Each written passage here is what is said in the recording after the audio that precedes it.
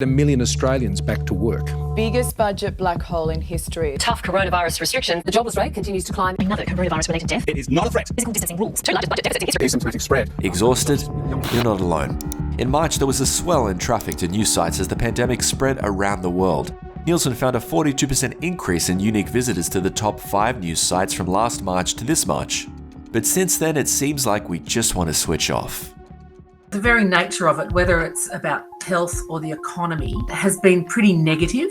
When there's that much uncertainty around, I think people just choose to kind of opt out and give themselves a break. New research has shown more than 2/3 of Australians, or 71%, say they're avoiding news about coronavirus. That's 9% higher than how much we usually avoid news. Most people, about 60%, said that they were very or extremely concerned. And yeah, there was a small percentage of people who said that they weren't concerned at all. In a national survey of more than 2,000 Australians, most said they were tired of hearing about it. Others found it overwhelming, upsetting, and some didn't even think it was important.